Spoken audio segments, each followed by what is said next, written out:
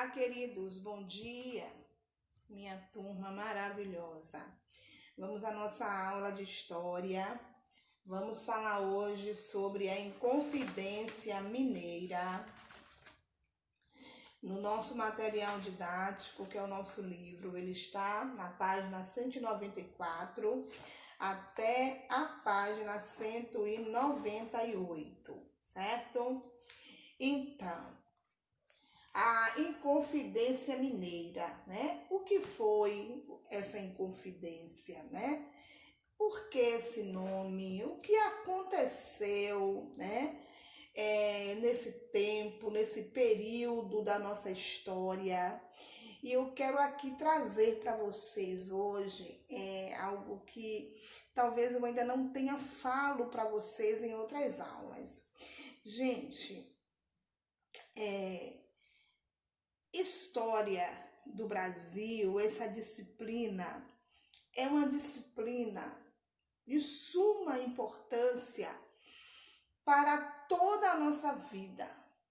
Desde pequeno, lá no jardim de infância, até o resto da nossa vida como cidadão, como seres humanos, como pessoa. Por quê?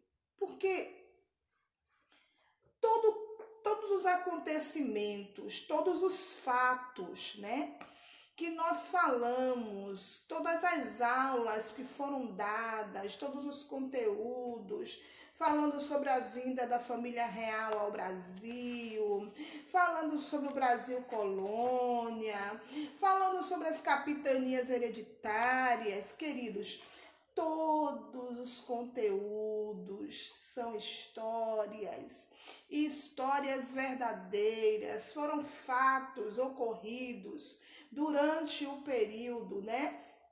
Ou desde o descobrimento do Brasil por Pedro Álvares Cabral, né? Foi quando se deu o auge, né, do descobrimento, apesar de sabermos e da própria história vir nos falar que já haviam moradores no Brasil, né? Só não tinha esse nome Brasil, né? Só não tinha sido ainda explorado o território brasileiro. Mas assim, eu quero deixar claro para vocês, meus alunos, de que a história, né, ou os textos que são lidos, que estão registrados em nossos livros de história do Brasil, são fatos reais. Eu não estava lá, você não estava lá, até porque temos pouca idade para isso.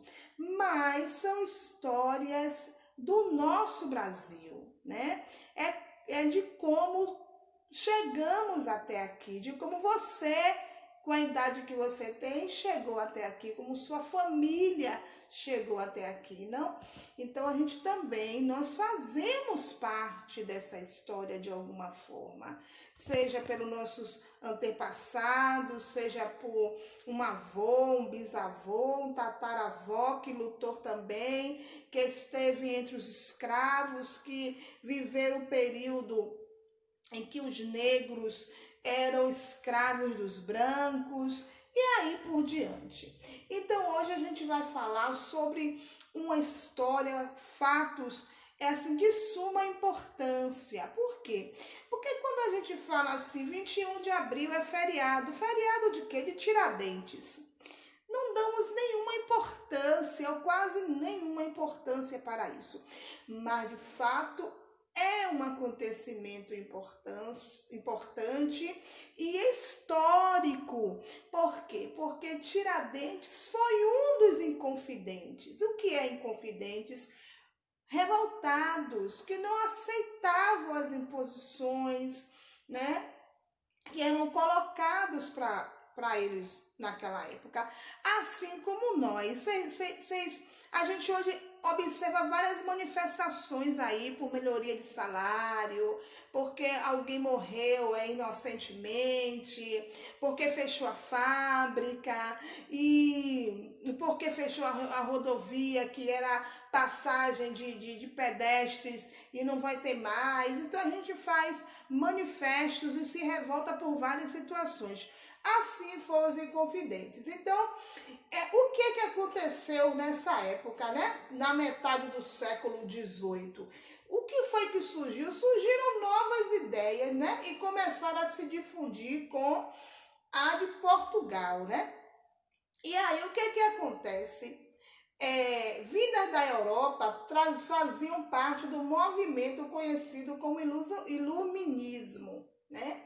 E entre os responsáveis dessa difusão estavam jovens da elite, né?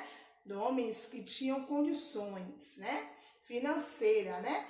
Econômica da cidade, como Salvador, Vila Rica, Recife, Rio de Janeiro. Então, esses homens, eles se unem, né? Para se manifestarem, para se opor contra, né? Os fatos e os acontecimentos daquela época, né? Então, acontece o livro, né? Se acha o livro e o que fala que é o contrato social de Jean-Jacques, né? E que proibidos circulavam pela colônia portuguesa, porque esse livro em particular, ele trazia certos esclarecimentos para um povo que ainda vivia sob opressão, né? E aí, a partir da segunda metade do século XVIII, adeptos das ideias iluministas tomaram parte de diversos movimentos contra o colonialismo português. Lembra que Portugal, ele fez aquele regime de colônia, né? E que não deu certo, e que uns lucravam mais do que o outro. Então, era contra isso que os inconfidentes lutavam. Então, vai falar o seguinte, né? Que os tomaram parte de diversos movimentos contra o colonialismo português. A Inconfidência Mineira, que se deu a partir de 1789, a Conjuração do Rio de Janeiro em 94 e a Conjuração Baiana. Hoje a gente vai falar sobre só a Inconfidência Mineira. As outras vão vir depois. Então, os de maior repercussão foram a Inconfidência Mineira e a Confidência Baiana. A do Rio de Janeiro não foi tanta, né? Nenhum dos dois movimentos tinham como projeto construir uma nação brasileira. Pretendiam formar repúblicas regionais ou locais, era a finalidade de tudo isso, né? Então chega Marques de Pombal, né? Que durante 27 anos esteve à frente do poder. O que foi que ele fez? Ele promoveu diversas mudanças administrativas, como a gente vê hoje na prefeitura, no governo, na Câmara de Vereadores, se fazer mudanças, como a gente está vendo hoje muito na presidência, muitas mudanças, muitas leis, normas mudam de cá, lei muda de lá e surgem novas leis, né? O pensamento, o intuito é de melhoria para o país, mas a gente sabe que também pode prejudicar a maioria, né? Então, eram diversas mudanças administrativas, muitas das quais afetaram diretamente a colônia dos portugueses. É claro, como eu acabei de falar para vocês, quando surge uma lei, nem todos são beneficiados. Uns vão ser mais beneficiados do que o outro. Então, algumas das medidas adotadas tinham o objetivo de reformar a fiscalização e a tribulação sobre o ouro encontrado em território da colônia. Vocês lembram da aula passada que a gente falou sobre a corrida, a febre do ouro, o garimpo, os homens começaram a ir buscar ouro, mas todo mundo podia ir buscar, procurar ouro, na verdade, e eles ficavam para si. Mas aí, o que acontece? O poder, né, de Portugal, o rei e toda a sua tribulação, faz o quê? Diz, não, esse povo está ganhando muito, eles estão indo, né, em busca de ouro, estão voltando rico, tenho que dar um para nisso aí.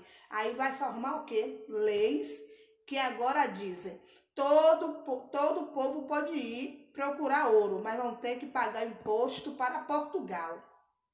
E não era pequeno não, era muito alto. E era contra isso também que os inconfidentes estavam lutando, né? Então, quinto captação e impostos. Era o que estava acontecendo. Então, a nova modalidade de cobrança era criticada pelos mineiros. Muitos viam nela um claro exemplo de como a metrópole portuguesa explorava a colônia por meio de tributos abusivos e de leis arbitrárias, né? E aí chega o período ou o tempo que chamamos de derrame. O que significa esse tempo chamado de derrama, né? Diz caso a arrecadação do quinto não atingisse o montante estabelecido, toda a população deveria arcar com a diferença. Olha o que acontecia no derrame. Então, as famílias iam, né, os homens da família naquela época iam em busca do ouro, ia cavar, ia procurar e tal. Voltavam e todos tinham que pagar os seus impostos. Vamos dizer que do dia 1º do mês até o dia 30, lá na prefeitura tinha que ter 10 mil reais. Mas se chegasse dia 30 e não tivesse 10 mil reais lá na conta da prefeitura, o que aconteceria? Toda a população, mesmo aqueles que não estavam indo à busca do ouro, tinham que pagar uma parte de imposto para cobrir esses 10 mil reais. E o que eu tenho a ver com isso se eu não fui em busca do ouro? O que você tem a ver com isso, a sua família, se vocês não foram lá para Minas buscar ouro? Mas vocês tinham e eu tinha que pagar também. Porque os mineradores, os que iam buscar ouro, às vezes escondiam, lembram? Lembram a estátua do Pauoco? Que eles escondiam o ouro dentro das estátuas, por isso chamava estátuas do Pauoco. E aí, com tanta fraude, com tanta roubalheira, quem pagava por isso? A população, né? Mais uma forma de se revoltar. Então, segundo os cálculos do governo de Portugal, em 88, Minas Gerais devia ao reino 538 arrobas, cerca de 8 toneladas de ouro. Veja só, né? E aí vai crescendo a dívida, né? E vão fazer investigações, vão nomear o Visconde de Barbacena para poder fiscalizar isso. E aí vai, né, atingir o quê? Seu ponto culminante, né? O povo começa a abrir os olhos e dizer, isso não tá certo. Eu pagar dívida de quem? De outras pessoas que eu não tenho nada a ver com isso. O povo começa a se revoltar. Aí é que chega os inconfidentes, né? Os inconfidentes, os conspiradores ou inconfidentes eram quase todos homens ricos, né? Entre os ricos proprietários encontravam-se também os poetas Cláudio Manuel da Costa, Tomás Antônio Gonzaga e Alvarenga, Peixoto, 3 dos principais nomes do arcadismo. Além da independência, os conspiradores defendiam a construção de uma universidade em Vila Rica, a criação de uma casa de moeda e o desenvolvimento industrial. Quanto à escravidão, não havia consenso entre eles. Então, esses inconfidentes, mesmo ricos, eles queriam buscar melhoria para o povo, né? Mas ainda Portugal e o seu rei queria muito mais, né? E foi isso que aconteceu. Então, venha o que? Aconteceu o que? A devassa. O que é a devassa? No início de março, o governador intimou alguns devedores a quitarem seus débitos com o governo para obter o perdão da sua dívida. Aquilo que hoje a gente faz, né? Vamos fazer uma negociação. Vou dividir em 20 parcelas a minha dívida com alguém. A mesma coisa fez o governo. Aí, o que é que acontece? Para obter o perdão de sua dívida, um deles, Joaquim Silvério dos Reis, denunciou a conspiração e revelou a Barbacena o nome dos inconfidentes, porque ninguém sabia, não podia saber quem eram as que estavam lutando em favor do povo. Mas aí, para ter sua dívida perdoada, lembra do traidor lá, na outra aula que a gente falou? houve também aqui na Inconfidência. Aí vai deletar o nome dos Inconfidentes. Quem foi que fez isso? Barbacena. Aí o que é que acontece? O governador ordenou a prisão de todos os envolvidos, comunicou o fato ao vice-rei, e aí os 2 processos judiciais conhecidos como devassa. Então, devassa são processos, né, judiciais, né, que foram instaurados. A maioria dos Inconfidentes foi enviada para o Rio de Janeiro. Ali permaneceram detidos por 2 anos. O poeta Cláudio Manuel da Costa morreu na prisão. E aí vem, né, e entra Tiradentes nessa história, né? Então, Tiradentes assumiu sozinho a iniciativa da rebelião. Aí, Tiradentes, que era um simples dentista, que também estava inconformado, vai fazer o quê? Não, ele não tem nada a ver com isso, não. Eu assumo toda a responsabilidade. Olha ele aí, né? Aí chega o povo para poder prender os Inconfidentes, mas Tiradentes diz, não, eu que sou o responsável, eu que sou o líder, né? Pode deixar eles, mas o que é que acontece? Acontece uma sentença, né? Todo julgamento ele tem uma sentença. E qual foi a sentença? A sentença imposta foi divulgada em abril de 1792. Alguns foram condenados por desterro na África. A única pena mantida foi a de Joaquim José da Silva Xavier. E quem é ele? Então, todos foram presos, outros cumpriram prisão domiciliar, como se chama hoje, mas Tiradentes, que é José Joaquim, né, Joaquim José da Silva Xavier, ele que assumiu a autoria, né, de ser líder. O que é que acontece? Foi morto por enforcamento no dia 21 de abril de 1792.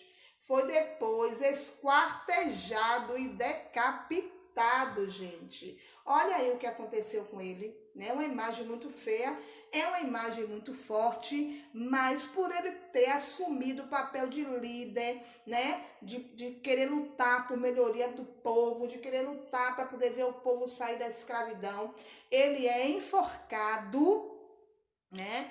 E depois ele é esquartejado, o corpo dele foi cortado, como vocês veem aí na imagem, e depois ele foi degolado, o seu pescoço foi arrancado, né? E aí a gente vê mais essa imagem também, né? Que a corda com os nós atrochados sinaliza atos de enforcamento, tá vendo? Então tá aí. E mais uma vez essa imagem dele também, né? E a história é muito linda dele, né? Dos Inconfidentes. A história é uma história muito rica, né? Um movimento muito forte. E aí no livro de vocês também está contando também um pouquinho, né? Dessa história. Eu espero que vocês também façam uma leitura aí desse texto, né? E em seguida está aí as atividades. Então, os Inconfidentes, né? É muito significativa, né, os Inconfidentes, a participação de intelectuais da Confidência Mineira, né? Eram os ideais liberais defendidos pela burguesia europeia que começava a penetrar no Brasil com a vitória da burguesia na Revolução Francesa, né? E aqui no Brasil, muitos defensores do liberalismo aceitavam a escravidão, entrando em contradição com os princípios de liberdade para todos os cidadãos. Então, gente, os Inconfidentes ou a Inconfidência Mineira foram um grupo de homens que defendiam o povo, que defendiam a população. Então, até a nossa próxima aula e um beijo para todos.